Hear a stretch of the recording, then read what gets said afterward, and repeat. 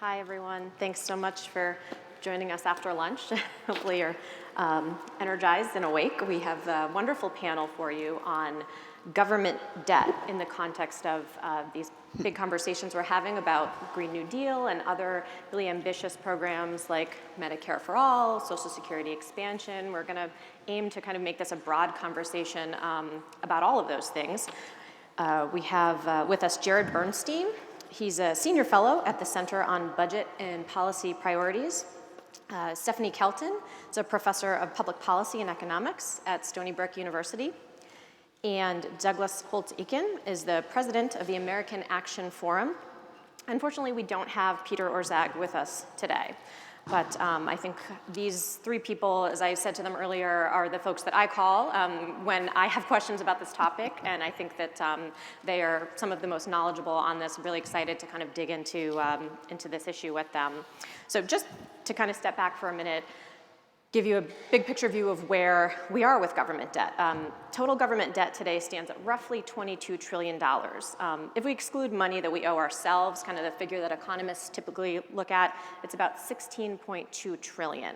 That is more than 3 times what it was before the last financial crisis. As a share of the economy, we're at about 76%, compared with 35% before the crisis. So no doubt there's been a very large shift. A lot of that, of course, was in response to a very weak economy.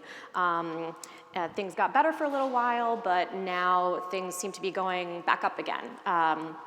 We have rising federal deficits. Obviously, that's driving a lot of this. That's the difference between what the government spends and what the government collects in revenue. Right now, the Treasury Department this week is expected to release the latest numbers on the deficit for the fiscal year, and they're likely to come in just shy of $1 trillion. Next year, we'll probably hit $1 trillion, and then deficits are projected to just keep on hitting that. At the same time, we've seen very little evidence of the kinds of things that economists used to worry would result from higher deficits like these, like rising interest rates, less private investment. In fact, it's been quite the opposite. Businesses have continued borrowing, yields are still incredibly low, and that's despite a decline over the past several years in foreign demand for Treasury debt. So that's kind of the backdrop that we're starting with.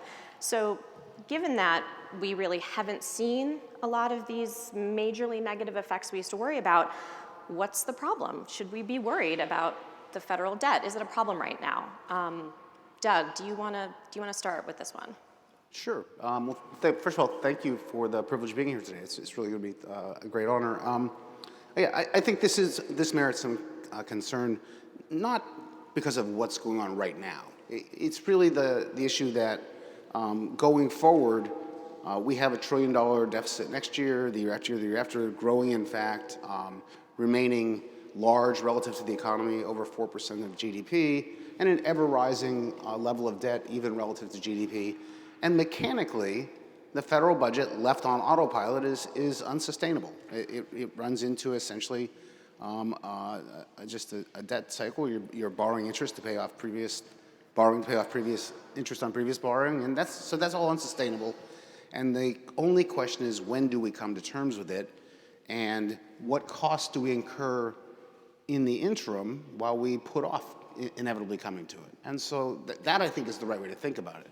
On some of these other things, there are really 2 channels by which a deficit crowds out the private sector. One would be in a traditional closed economy where every dollar that the government borrows is taken from the private sector, and competition for those dollars presumably drives up interest rates. That's the traditional mechanism. People don't see that right now, so they think we don't have a problem. The second mechanism is that you get capital inflows as interest rates rise in the U.S. relative to the rest of the world, and the fruits of whatever investment you do are owned by more and more foreign ownership. So you don't get the income from the investment, and you crowd out the standard of living in a different way. Both can go on and probably going on right now. And the whole issue is not whether we see rates higher or the exchange rate higher. It's higher than it otherwise would have been. So the absolute level isn't particularly meaningful. So I think there is a good reason to be concerned about this. And here's the way I would, sort of frame it. Like, there's a tremendous attention paid right now to new things people want to do. And to the credit of some of the people proposing big new programs, whether they're paid family leaves or Medicare's for all or whatever it might be, they make the promise that it will be paid for, that there will be financing put in place to cover those additional federal expenditures. What that says is that you're using all your firepower to do the new programs, but you're not using any of it to deal with the underlying problem. So the underlying problem is allowed to persist. You can do that. And so the mental exercise is, suppose we just wait 10 years, we don't deal with the underlying core primary deficit mismatch between spending and revenue, and then we decide to put the debt on a sustainable trajectory, because it's not on one, and at some point you got to get serious. At that point, you have to do about $400 billion of deficit reduction every year for 10 years, or $4 trillion of deficit reduction just to get to sustainability at a high level relative to GDP. And I question whether our Congress, which is not getting straight A's, is capable of doing that. And so I worry about putting it off. Mm-hmm. What about you, Stephanie? Do you think this is a problem? Either where we are now or what the trajectory is? No. Why not? Well, because I look at this through a very different lens. And so for me, I don't see either an immediate problem in terms of debt sustainability or a mid-term or longer even term problem. Look, for me, I look at the national debt, this thing we call the national debt. I think it's really unfortunate that it bears this name, because that's not how I view it at all. I think it's more appropriate to think of it as part of the net money supply. The national debt is nothing more than the dollars that the government spent into the economy, didn't tax back, that are currently being held in the form of US Treasuries. That's all it is. That's all it is. Could we pay it off tomorrow if we wanted to? I think the answer is yes. I think Japan has demonstrated that the answer is yes. I think some very good papers have been written by some smart financial analysts that effectively, if we wanted to, it requires nothing more than debiting the securities account at the Fed and crediting a reserve account at the Fed. That's how we would pay it off. The Bank of Japan has already bought 50% of the outstanding JGBs. Japan's total debt, if you go gross, is something like 240%. Interest rates are right where the Bank of Japan wants them, because the whole sustainability question, as economists usually think about it, is in terms of the relationship between the interest rate and the economy's growth rate. But if you recognize that the interest rate itself is always a policy variable, then it's pretty easy to see why it's easy to maintain fiscal sustainability by keeping an interest rate below the growth rate, simply as a matter of policy. The Bank of Japan is doing it now with something called yield curve control, which is to say they've decided that the 10-year rate on JGBs, Japanese government bonds, won't go above effectively zero. And they just peg it right there. It's a policy variable. It always can be. So I don't share the same concerns. Mm-hmm. Jared, do you think that there is what we would call a budget constraint still? Is there a limit, some kind of limit, hard limit to what we can spend or borrow? And if there is, kind of where are we on that continuum? Well, first of all, thank you for inviting me to the conference, and thank you all for being here. I was thinking that we had a delicious but fairly heavy lunch, and now we're talking about trillions of dollars of debt. I think in this next time we do this, we should have like a fruit cup for lunch, and then have the economists come out. I went to Columbia, and so it's a joy to be back here on such a beautiful day. And talking about budget constraints, I recall walking down the avenue here, having just learned about them. And just to be clear that we're all on the same page, this is the idea often talked about in terms of a family or a firm, that there's only so much income you can spend, and you can divide that up between apples and oranges or capital and labor or whatever abstraction you want to put on the schedule. But the idea is that there is a firm constraint, and that if you go above that, it's something bad happens. The answer is, I think, quite clear in our case, that if there is a constraint, nobody knows what it is, and much of what we thought was constraining was wrong. And so as I was walking on the campus today, I really did this kind of thought experiment about, well, what have I learned in the very years since I went here as many decades ago? And in fact, what I was thinking, it's not so much what I learned, it's what I unlearned, which is not a ding at the economics training here, which is very good. They gave me the tools to unlearn things I'd learned. But one of the things I've learned, and you've heard that from my colleagues, is the idea that public debt crowds out private borrowing, and you'll see that in the interest rate. And back when I was going to school, by the way, you actually could see that in the data. But you haven't been able to see it for 30 or 40 years. So while I do believe, so to answer your long-winded circular trip there, but there is a budget constraint, but we don't know where it is. Now, for some people, the budget, and this may be more where Stephanie's at, and she can express this more clearly than I. For some people, the budget constraint is inflation. If the economy surpasses full employment, then any extra money that you pour into it doesn't show up as demand or jobs or incomes, it shows up as more inflation. So that seems to me to be a clear constraint, one that we are demonstrably not at, and from where I sit, look sort of far from, at least if you look at forward rates or expectations of where inflation is going to be headed. And then other constraints would be the interest rate and the idea that that these dynamics wherein borrowing pushes rates up are out there somewhere, and we just haven't discovered them yet. So I kind of walk around, and we've had the same discussion with the Phillips curve in the monetary debate, the idea that the relationship between unemployment and inflation is much flatter than it used to be. Well, these relationships that we're talking about are much flatter as well, but I don't think they're gone, and I don't think we can just toss our vigilance. For one reason, I do worry that when we go into the next downturn with a debt to GDP ratio that's probably closer to 80%, when historically the debt to GDP ratio going into a recession has been half of that, about 35%. I worry, not for any good reason, but because of perceived lack of fiscal space, not actual lack, that Congress will do too little. Final point. I find these discussions thus far too abstract.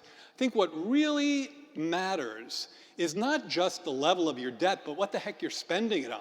And I know that we're here motivated by the Green New Deal and by issues around climate change, and investments in productive capital, in productive human capital, in staving off existential destruction.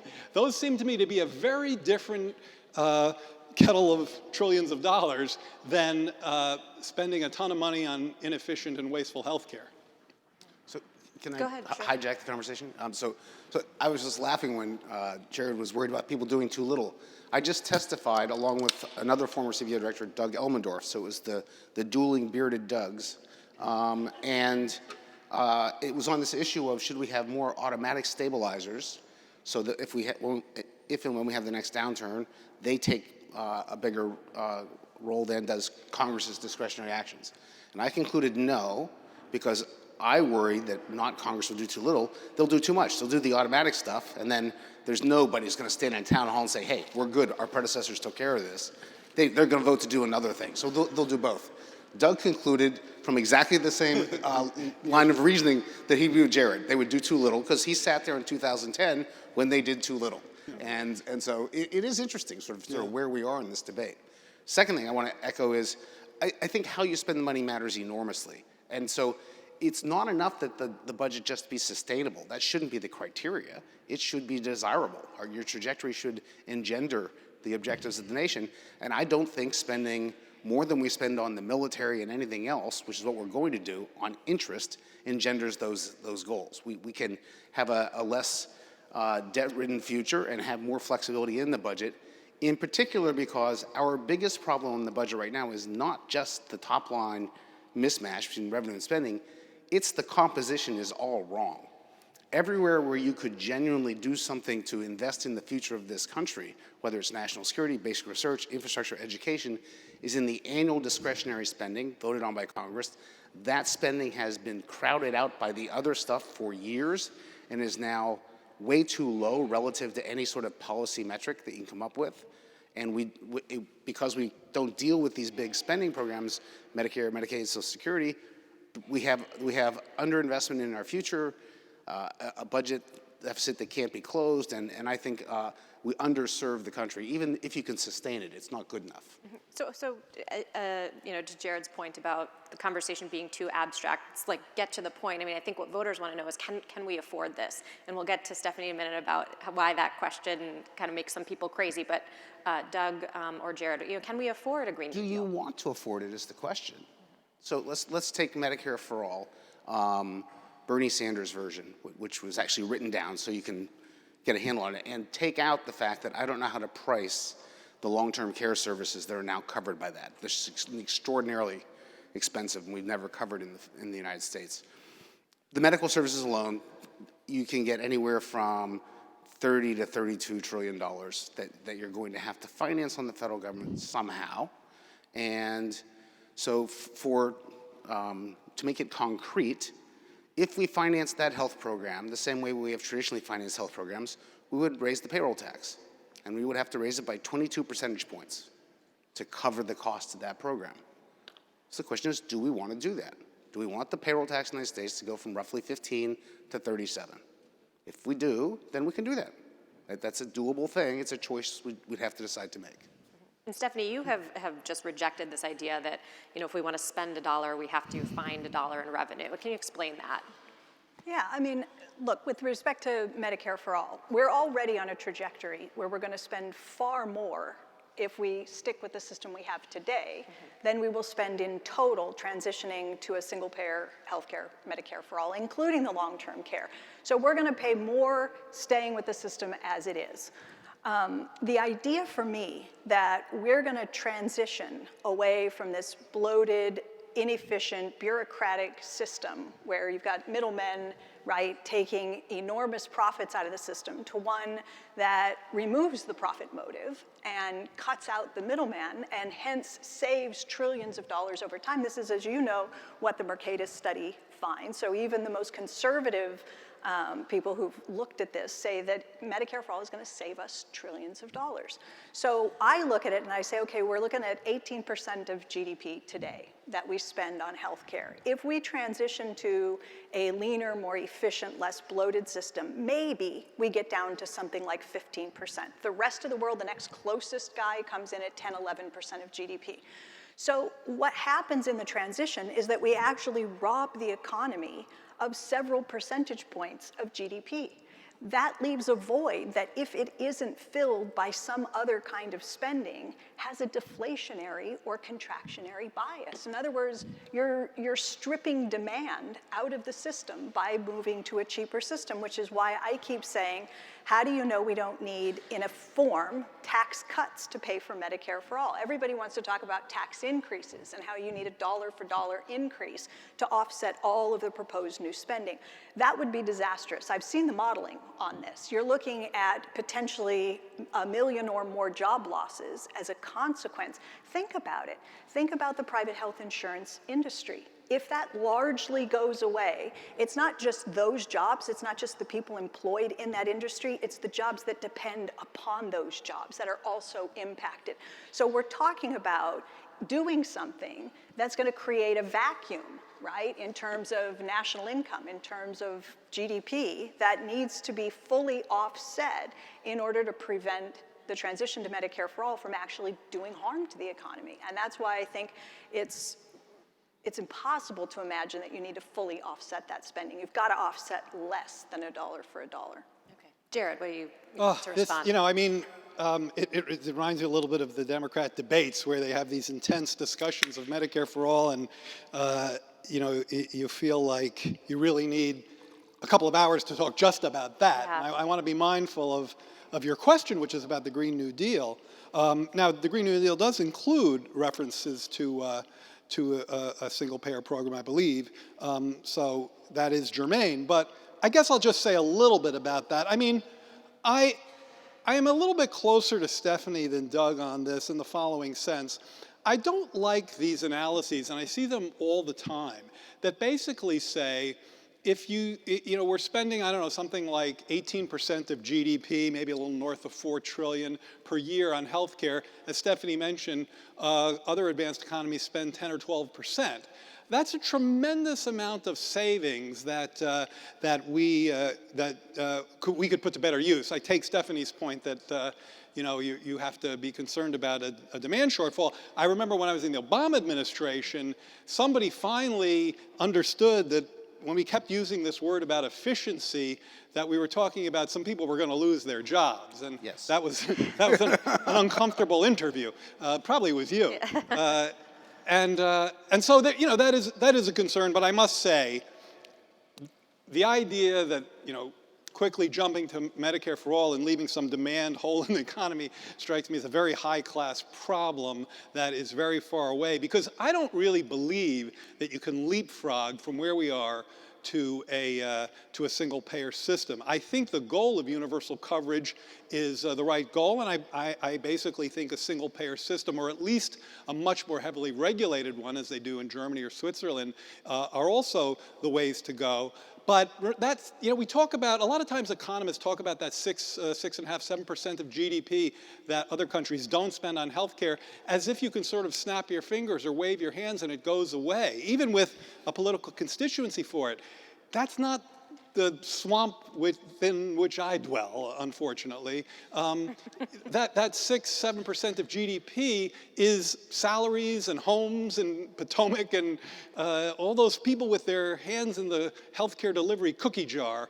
I think that's why I'm somewhat more attracted to the more gradual incrementalist approaches. The idea, if you put a strong public option in a program, in a healthcare program, make that a choice, then that option, the logic of that option, the economic logic of that option, I think eventually gets you to the same place, although it takes longer. I will acknowledge, and it's something that's kind of bugged me in the debates, is that the Medicare for All people have been pounded on their financing, but the other folks who are basically targeting the same place, getting to universal coverage, nobody ever asked them about their financing. So I think that's a problem. One thing about the Green New Deal that I sort of thought of for the conference today. It's a 14, I read it again on the train on the way up here just to make sure I remembered everything. It's a 14-page resolution, which is nothing in our world. And the first 5 pages are a bunch of whereases. And the last page, page 14, is just like a little paragraph. So it's really short. And it's not a bill. It's not legislation. If you gave it to CBO, they couldn't score it. If you gave it to legislators, they couldn't write it up. That's not a critique. In fact, I've become a huge fan of the idea. And the reason I've become a huge fan of the idea is because we have 2 things going on, at least one of which we've talked about already. Interest rates are really low, and it looks like they're going to stay quite low for a long time. That means public borrowing is cheap. What's expensive? Fossil fuels are expensive. Now, unfortunately, they're not expensive when you purchase them. Here's a number that should really freak you out. The cost of a gallon of gas, national average, is the same last month as it was in September 10 years ago. It's about $2.60, nominal. The nominal gallon of gas cost the same as it did 10 years ago. Now, it is inconceivable, yes, there are deniers, but it is inconceivable that we don't know more about the imminent threat of climate, and yet fossil fuels are massively underpriced. So when I say carbon is expensive, I'm talking about the shadow price. I'm talking about the actual social cost. Interest rates are low. The Green New Deal argues that we should solve this problem by taking advantage of low rates and investing in net zero emissions and a bunch of other stuff. And I don't want to go on too long here. Hopefully we'll get back to this. It doesn't try to do this through higher carbon pricing, which, by the way, has failed 3 times in the state of Washington. So if it failed there, I'm somewhat pessimistic that it's going to succeed elsewhere. So what I like about the Green New Deal is not that it's carving out a set of plans that you could conceivably cost out, but that it's suggesting new, exciting ways to attack this problem, many of which, and this is key, many of which help people today. Because it's not enough to say to people, pay $5 more for a gallon of gas because 10 years from now, that's going to mean a lot to you. Nobody thinks that way. People have a hugely high discount rate when it comes to the future. And I think the GND gets around that in a compelling way. Okay. You covered a lot of things there, Jared. I'm going to try to come back to them, but I want to go to this question of politics. You mentioned the debate and these questions that candidates are getting about how are you going to pay for this. And Stephanie, maybe you could take this one. I think it's been really interesting, not to keep going on Medicare for all when we're here to talk about Green New Deal, but we saw over the past week, Elizabeth Warren got a lot of criticism for failing to really detail how she would pay for her Medicare for all plan. And so I guess I wonder, does this suggest that if there isn't a policy constraint, or if we have more room, more fiscal space than we thought, is there still a political one? Do voters still care about this idea that we have to pay for or offset the money that we spend? Well, I think they care to the extent that we make them care.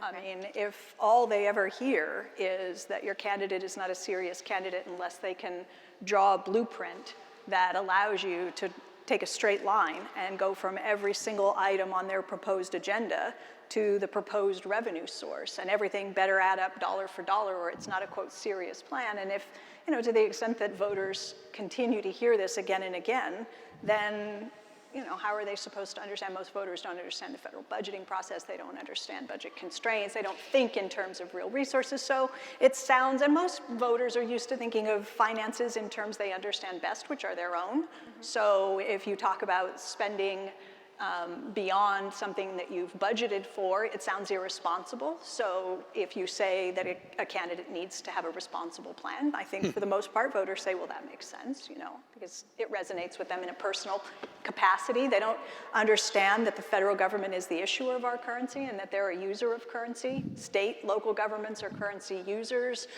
Businesses are users of currency. The federal government stands in a fundamentally different position vis-a-vis the US dollar than the rest of us do. And that gives them enormous power that we don't have. We call it the power of the purse for a reason.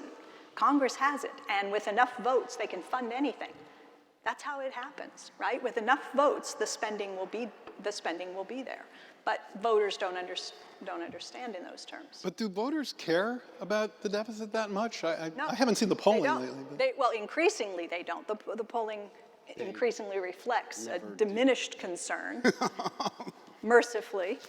Well, so Doug says they never did. We saw this phenomenon in 2010 where all these Tea Party Republicans were elected to Congress, and many of them pledging to reduce deficits. There was a big deficit commission. I mean, we spent a lot of time talking about this over the past decade.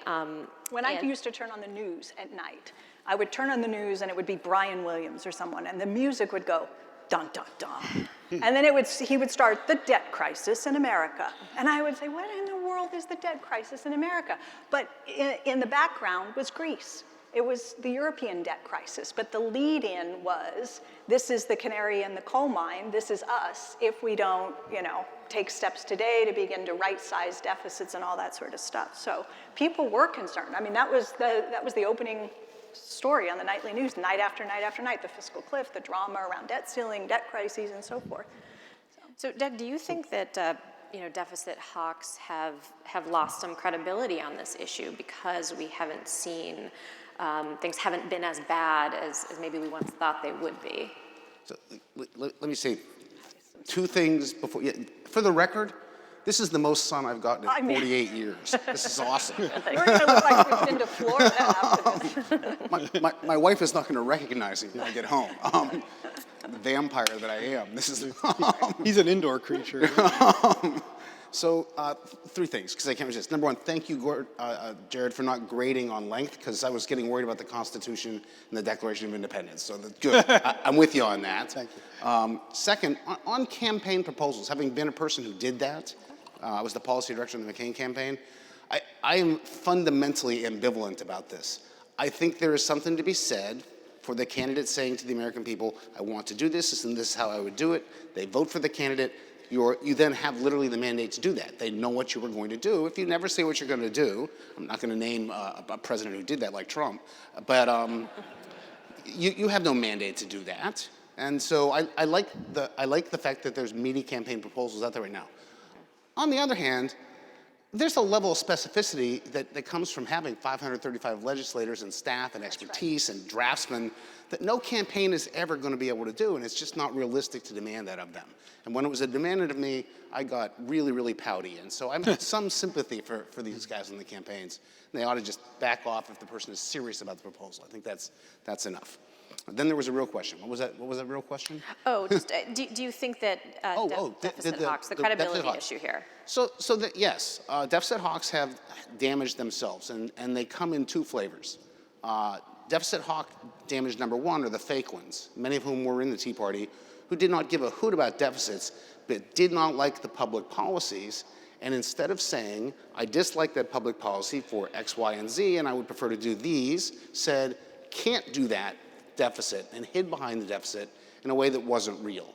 And the moment that went away, President Obama retired, and we wanted someone else, they suddenly did not care a bit about deficits, and their fundamental problem got revealed. So they discredited themselves and should have. Then there are some folks who, including PhD economists and others, who sat at witness tables in Congress and predicted an imminent sovereign debt crisis for the United States, key being imminent, and that didn't happen. And that really hurt the credibility of anyone who worries about deficits. Because you can have, as Bill Gale, my colleague Brookings says, you can have the wolf at the door, that's the sovereign debt crisis, or you can have the ants in the woodwork, or the termites in the woodwork steadily eating away. That's the more likely damage we get from running continued deficits. And so I think the brand is in disrepair. And for people to make claims about the trajectory of the budget, they have to both say what's not good about this and why would changing it be better.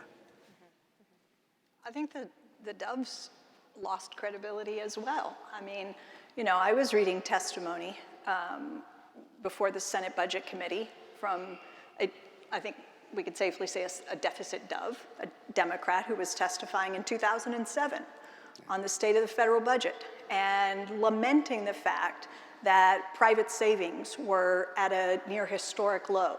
At the same time, CBO was projecting that the federal budget deficit was going to be 1.5% of GDP.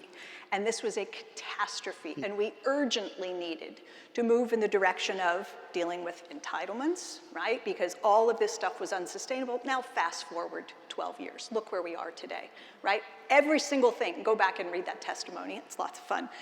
None of it played out. It all turned out to be incorrect. Now that very person is saying that in fact the $1 trillion deficits themselves are sustainable, the debt trajectory is not a problem because of the relationship between interest rates and growth rates, and it's likely to continue to hold. And so I don't think it's just the deficit hawks that took a black eye on this one. I think it was many of the Doves as well. Okay, Jared, do you want to jump in? Just a quick comment, and because I know you have other things to get to around Stephanie's last point. So I mean, there are probably three groups. There are probably hawkish conservatives, hawkish liberal or center lefties, and then folks, and I put myself in this camp, who have been disparaging the notion of crowd out ever since the data. By that I mean disparaging this notion that private borrowing is going to crowd out, that public borrowing is going to crowd out private borrowing. We've been disparaging that since I joined the Economic Policy Institute, where I started out. I'm now at the Center on Budget, back in the early 1990s. So there was a group of renegade fiscal left of left of the spectrum who I think had it right for a long time. But there was also this group, and many of them are very prominent, who Stephanie is referencing. And I actually think the story she just told is to their credit. I mean, it's actually much harder than it should be for established Tony economists to change their mind about stuff. And I appreciate the fact that some of those folks are now recognizing that the old rules are fundamentally wrong. See, they weren't correct then either, and that's the point I'm trying to make. They were wrong in 2007. That's what I was saying. Sometimes I think what we're hearing a lot is economists, this is sort of a revisionist economic theory, where we're trying to say, well, the world has changed, something structural has changed, there's something fundamental. In my view, that isn't correct. the theories were not applicable in 2007. They weren't applicable in 1999. They weren't applicable in 85. That has been the big problem. Okay. Jared, I want to ask you a little bit. We talked about this. We had a call ahead of the panel, and you're excited about this one. We're going to go to some slightly wonky stuff, but we were just talking about this Tea Party wave, these efforts to reduce deficits. We had something Congress passed called the Budget Control Act. We've had these spending caps in place, in theory, in Washington for many years. The Congress and the President just agreed to a new budget deal that will take us through 2021, and after that, there will be no more spending caps. It will mark the end of this decade of theoretical spending constraints. But really, every couple of years, Congress essentially lifted those caps, a little complicated, but provided relief from what was called the sequester, and then a couple of years ago just blew through the caps. So what do we learn from that experience? I mean, if we're having this big conversation about debt and deficits and what to do about it and what can we afford, and there was a pretty, I don't know if you'd call it a serious effort, but there was an effort in the recent past to deal with this. Did it work? No, and it wasn't, I didn't find it all that serious. I mean, it gets back to something that I think both of my colleagues, Doug and Stephanie, have talked about. And just to give you a quick history, so back in 2011, Congress passed the Budget Control Act and created the Super Committee, which was supposed to... It was a good name. Turned out not to be as super as they had intended. And the idea was that they were either going to have to find spending cuts or revenue increases, or these automatic caps would come into play. And what Kate was just describing is that every time the budget came around and the caps were supposed to be binding, the members of Congress said, well, we can't really write appropriations bills that meet these caps. So, as she said, they just busted through them, and they were almost never binding. I think in one year they were a little bit binding. And so what did we learn? We learned that Congress is unable to tie its spending hands, and from my perspective, that's a good thing, because rule-based budgeting is really not the way to go. This is the idea that if, damn it, if you don't meet these caps, then automatic cuts come into play. People sometimes talk about this under the context of a balanced budget amendment. You have to balance the budget, or automatically, you'd like to say automatically spending goes down, taxes go up. It's usually just a spending cut kind of strategy. And it's completely unresponsive to the dynamics in the economy. I agree with Doug that there's a lot wrong about our fiscal policy, but I certainly don't want to sign up for anything that completely eschews the dynamics in the economy that budgets have to be responsible for. I mean, I try to live my life as a secular dove and as a cyclical dove and a structural or a secular hawk. So that means in the business, when the business cycle goes south, of course I want deficit spending to expand. But I think as the economy improves, you want to see some stabilization. And when you tie your hands like that, you can't do it. So I have a completely different not entirely different. It was a bad thing. So when was the last time the U.S., the federal government balanced its budget? Late 1990s. How did it do it? Well, it had these caps on discretionary spending every year, and Congress took away the lesson that that's how you make progress on the budget.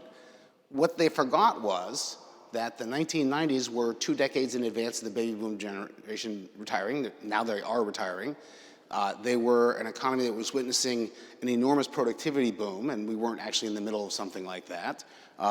It was an economy that was benefiting from a peace dividend. The fall of the Soviet Union, the world seemed like a safer place. The world does not seem like a safer place. And so they took this piece of machinery from the past, teleported it into 2011, and it didn't do any good at all. Back in the 90s, discretionary spending was the majority part of the budget. Now it's a minority part of the budget. And so they set these caps to make the budget numbers look good, but they weren't realistic at all regarding the policies underneath them. And I hope the lesson this time is no more arbitrary caps to make us look good. You got to make some decisions and figure out how you want to go forward. Yep. So If the federal debt, if we can agree, and let me know if you don't agree, but if we agree that the debt and deficits are not the biggest problem facing the economy Right now. right now, how should we prioritize it amid all these other problems that we're talking about, dealing with climate change, fixing healthcare if that's a policy priority? How does that fall in, and how should we think about, again, the Green New Deal in the context of all that? So I'll answer for me, and Stephanie and I disagree on the real consequences, the consequences for the Main Street economy of federal deficits, and I just don't want to turn this into a tutorial, but let's just agree to disagree. So for me, what that says is, okay, decide at what level you're comfortable having the debt be, 70, 100, 120. That will mean different amounts of sort of ongoing interest costs, which you're going to not have available to do other things. So pick your number, and then write down a plan to get yourself to stabilizing the debt. And then inside that plan, you have to develop some priorities. We want to do climate change policies. What are they going to be? And are they going to be part of the new tax revenue? Are they going to come out of other spending? In this day and age, it's not crazy to have a parental leave program. How are you going to pay for it, right? So far, we haven't been unable to get to that answer. But you commit to having something that's non-explosive, and then start putting your priorities inside that. Well, so I would not ever target any particular fiscal outcome. That's just not the way I start. I look at the fiscal deficit as the government's net financial contribution to the rest of the economy. So if the government puts 100 in, if you spend 100 and you tax 90 out, that's a deficit of 10. We write that on the ledger, minus 10, government deficit. But we forget that on the other side of the ledger is the $10 asset, the surplus that has been provided as a result of that fiscal deficit. So if I'm the government and I spend 100 in and I only tax 90 out, somebody gets to keep 10. So with respect to the Green New Deal, or how to go about responsibly budgeting to achieve the sort of things that we want to do, whether it's healthcare or a Green New Deal or whatever, I'm looking at the real constraints in the economy. I want to know where the capacity constraints are. I want to know how much labor is available. If I want to do infrastructure, my question isn't, how much can I add to the deficit or to the debt? My question is, do I have the construction workers, the architects, the engineers, the steel, the concrete, the machines? Can Caterpillar handle an X number of orders, right? Do we have the real resource capacity in the economy so that I don't push up against capacity constraints and create an inflation problem with my spending? So I'm looking for offsets only as needed to mitigate any inflationary pressure. If I think I can do $1 trillion of infrastructure investment over the next 4 years, $250 billion a year over 4 years, without offsets, that's what I'm prepared to do. Because why create an offset that pulls spending power out of the private sector unnecessarily? So I'm looking to achieve outcomes without inflationary pressure. I want to back my way into the offsets, not start with the presumption that I have to approach everything in a pay-go fashion. So Stephanie, there's been a lot of criticism, or some criticism of this idea that you're kind of leaving it to Congress to figure this out, and as Doug said, their track record is not great on these kinds of things, and there's the speed with which they move. How would you respond to that? So I would respond to it in a couple of ways. First, I think it would be far more useful for lawmakers, because I share the concern, right? I want lawmakers budgeting responsibly, but by responsibly, I mean in a non-inflationary way. You exercising the power of the public purse to achieve the public good, to serve public interest, while guarding against inflation risk. So I would rather turn over a piece of legislation to CBO and not ask them to score it and tell me, will it add to the deficit? What will it do to the debt ratio over time? That's not what my primary concern or even secondary or tertiary concern is. I frankly don't care. What I want to do is get CBO to evaluate the legislation and to tell me whether A, the bill is going to do what it's designed to do. If it's designed to lift, 20 million families out of poverty, tell me, is it going to be successful at doing that? If it's designed to do something on healthcare, tell me. Is it going to exacerbate inequality?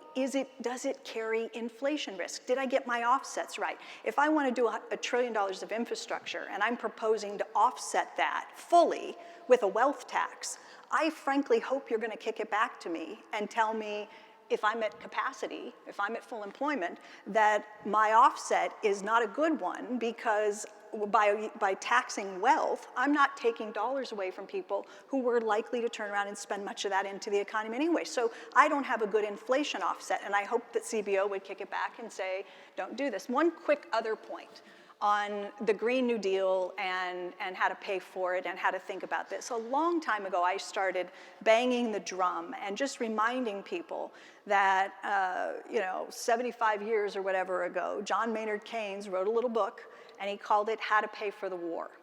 How to Pay for the War is a tremendous little exercise on Keynes's part where he was thinking about not where to come up with the money to finance World War II, but how to allow the government to mobilize the mass resources that were going to be needed to transition the economy away from one that was oriented around producing for the consumer to one that was oriented around producing for the war effort. How do you undertake this mass mobilization, increase government expenditures, and do it in a way that prevents a huge spike in inflation? So How to Pay for the War is Keynes's way of carefully walking through to get the offsets right, Patriot bond, like everything. And that's the model that I think of. When I think of a Green New Deal, I always go right back to that little book and I say, this is the way that we should be approaching a Green New Deal. Okay, we want to get to some questions, but Jared, you Well, want to respond I really to that? want to jump in here. Yeah. I think there's a lot of wisdom in a lot of what Stephanie just said, especially regarding the taking account of the benefit side of the investments that we need to make. And if you actually, look at the Green New Deal, and it is, as I said earlier, a very broad shell, it's clearly thinking through ways to invest in the economy that both achieve net zero emissions, kind of with the goal of the IPCC in mind, but it also recognizes that it's not going to have a constituency behind it if it's all eat your spinach. There's lots of parts of that that are investing in people today, investing in jobs today.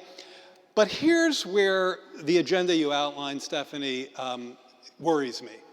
So I was at a conference, I think it was 2 weeks ago at Brookings. I participated in a conference with a bunch of economic big shots and me. And it was all about inflation. And at one point, Paul Krugman summed it up, saying something to the effect, you can go see this online, saying something to the effect of, we really don't know what is driving inflation these days. And I think that's actually a pretty fair statement. We also don't know what is the lowest unemployment rate consistent with stable inflation, what economists call the natural rate of unemployment. So it becomes actually very hard for us to recognize full employment or to recognize the capacity issues that Stephanie's plan is pretty dependent on. So what you might be stuck with is a situation where, as I said in my first comment, where budget constraints that are snoozing right now, that look to be in hibernation, wake up, and you have problems with inflationary or the other constraint I mentioned was interest rates. I certainly wouldn't want that to tie my hands, and that's the part of the agenda that I strongly agree with. I think we should do a lot of all of what Stephanie just said. And as I said, I'm a robust supporter of the GND, but I think we need to raise more revenues at the same time. All right, so we are now collecting 16.5% of GDP in revenues. The historical average is a percentage point more than that, 17.5%.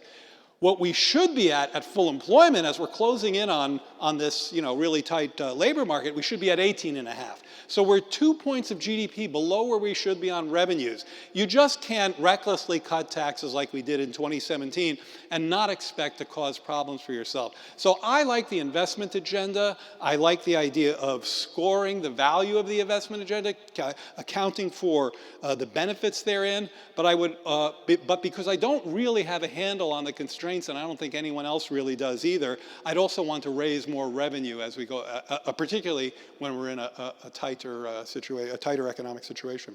Okay. Questions? Anyone from the audience have a question? Yes, sorry to shield my eyes here. I think there's a microphone in the middle, so please feel free to make your way, and please try to just ask a question, one question. Thank you. Yeah, hello. Hi.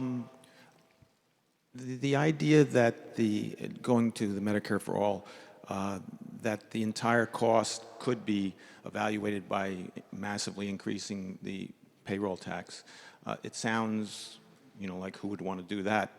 But there's half of the population gets the funding through employers, and part of that is the employee takes money. Why don't we talk instead about that money? If we let the corporations just have that money, it's not going to filter down.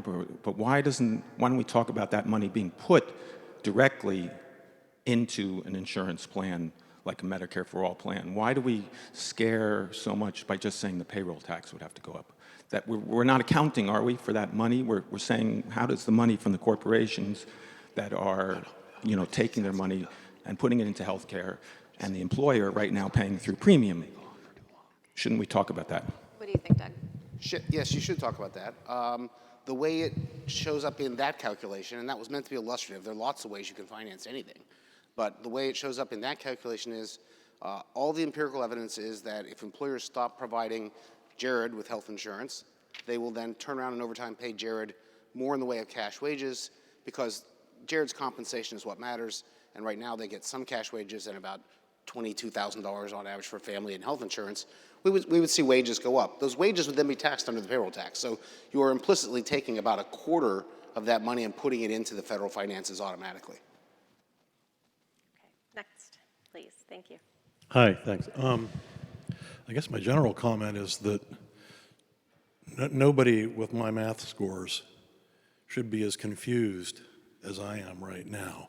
I think that's hurting our species profoundly. But the question, it goes a little bit to what Stephanie was talking about, I think.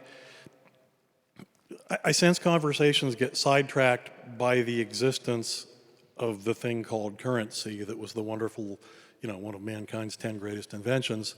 Has anyone ever, as a side exercise, non-binding, so to speak, done a national budget, GDP, that's based purely on man hours and pork bellies and lumps of coal? Has anyone ever, just this is a question, I get maybe even to the room, but I'm just curious as to whether that would be a useful exercise in answering some of the questions with which I think I hear you struggling.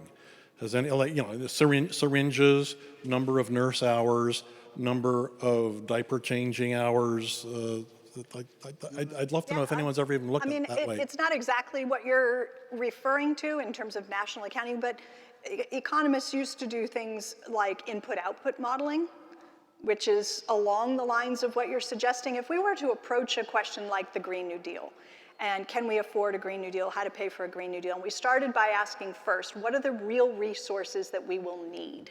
And then we said, if we're including healthcare, we need syringes, we need medical beds, we need doctors, we need nurses, we need staff, we need all the, if we're gonna, whatever's gonna be part of the Green New Deal, what are the real resources that we will need? Question one. Question two, what are the real resources that we currently have available to us? Unemployed, right? Idle resources lying around, the low-hanging fruit.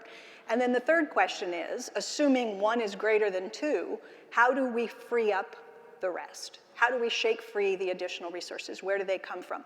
Can some of them come from the transition to Medicare for All? Because as I suggested, that's going to free up real resources. What other ways can we free up real resources? And then if you think that what you want to do is of such high priority that it warrants elbowing out, in other words, intentionally crowding out some private sector activity, you can free up real resources in that way as well. But it speaks to your question, which is if you just undertake an analysis exclusively in real terms, what do we need? What do we have? How do we come up with the rest? Yeah, I don't think it's nearly as confusing as you're making it sound. I think we've actually been pretty straightforward. I think the key points of our presentation has been putting everything in terms of GDP, which is the sum value of all of those things you mentioned.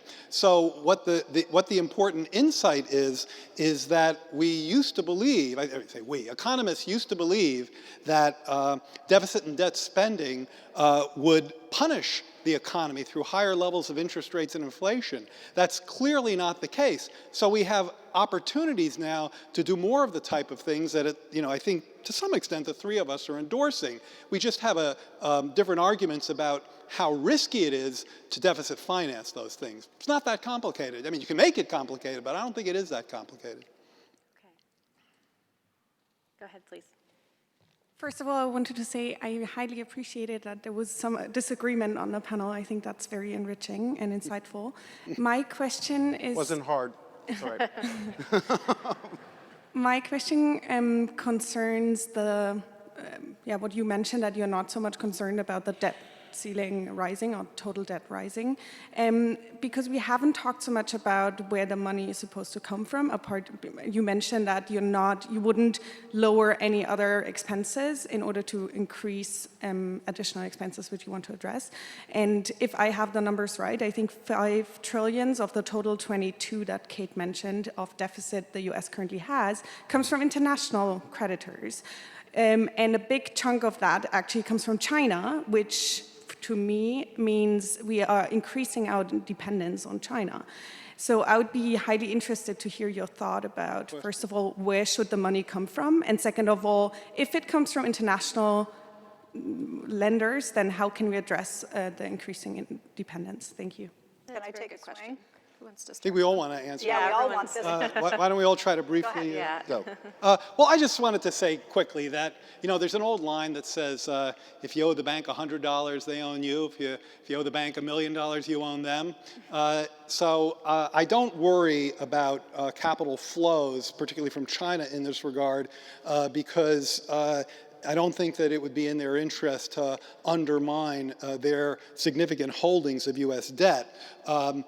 I think where your question becomes particularly germane, though, is if you're believing we only owe the debt to ourselves, you're increasingly wrong, because so much more of it now is paid to foreigners. When I grew up, foreigners held 10% of the debt. Now it's more like 40%, I believe. Stephanie.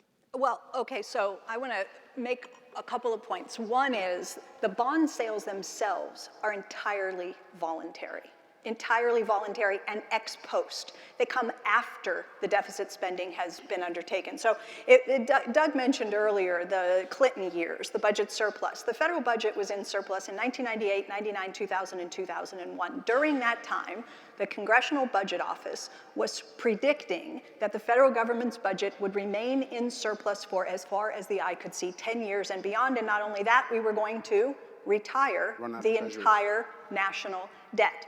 The Council of Economic Advisors was preparing a chapter in their annual economic report of the president. The title of that chapter was A Life After Debt.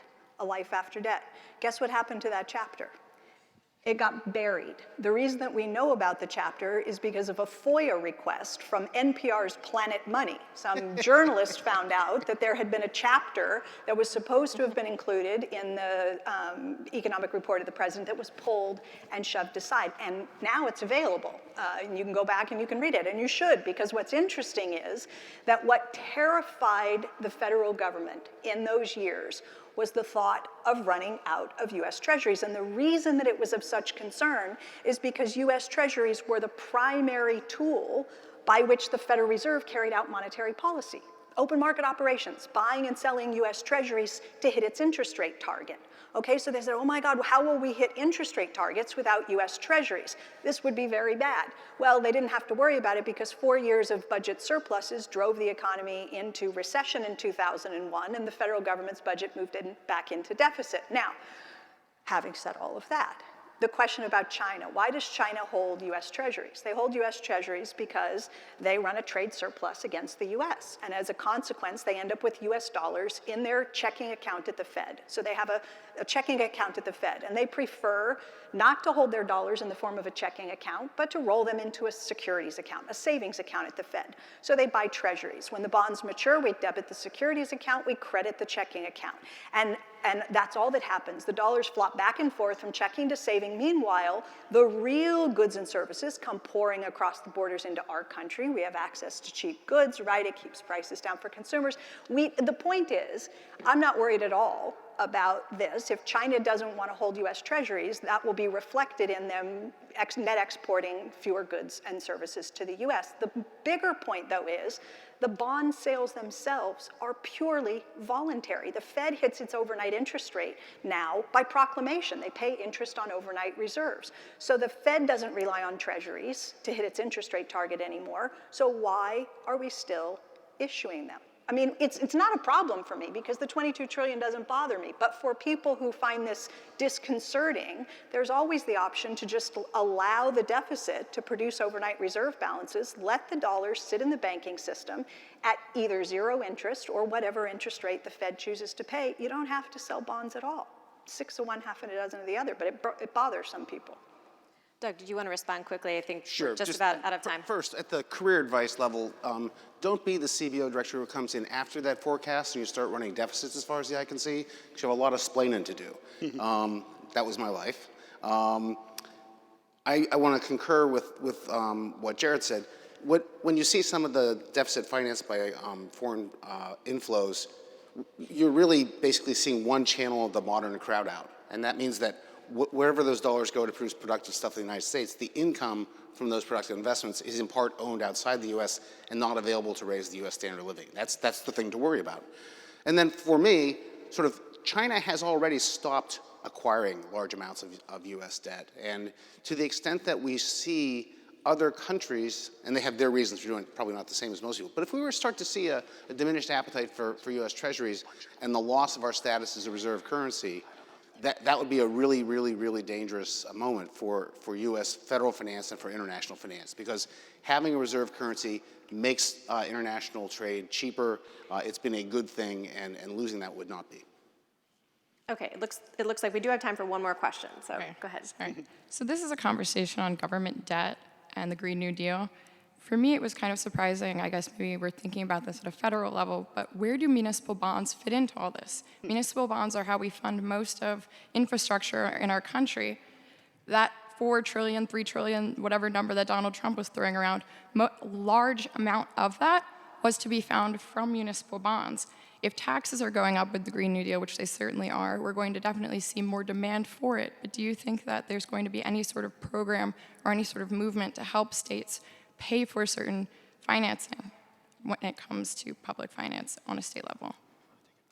So I think the answer to that has to be yes. The U.S. has always had a very distributed federalist system with certain functions focused on at the national level, like income redistribution, and the vast majority of infrastructure investment being done on the ground in states and localities, even highly federally financed things like national transportation, in the end are given to states and allocated to localities. They build roads, they maintain roads, they will build all of the infrastructure going forward, and some of it will be financed federally and come down, but some of it will be financed at the local level, and the municipal bond market will be plenty healthy. I'll be very quick. One thing that the Green New Deal does quite nicely, even in its few 14 pages, is recognize that there are places in this country who are A, left behind, left out of many economic booms, but also places that will pay the most because of climate change, places that will be hit hardest by climate change, and they tend to be less well-off places because they can't afford to insulate themselves against the damage. It's actually going to be pretty hard for those places to be active players in the municipal bond market. And so while I like the general direction of your idea, and I agree with Doug's, the thrust of Doug's answer, I actually think we have to do more, perhaps through munis, to help places like this. So here's my pet idea. The Federal Reserve is actually allowed to buy municipal bonds. You know, Stephanie mentioned that the Federal Reserve almost exclusively buys treasuries. They also buy mortgage-backed securities. But they also are allowed to buy municipal bonds, but they're only allowed to hold them for a few months. I think it might be in our interest to look at expanding the Federal Reserve's charter in that regard, so they could take a deeper dive into munis, especially in places that were willing to make some of the kinds of productive green investments that the Green New Deal envisions. Great, thank you. I know there's a few of you in line. I'm sorry that that's all we have time for. Jared has said he's happy to take your questions during the break. I don't know about Doug and Stephanie, but come find him. I said Doug was happy to take them. Thank you all very much. Thank you to the panel.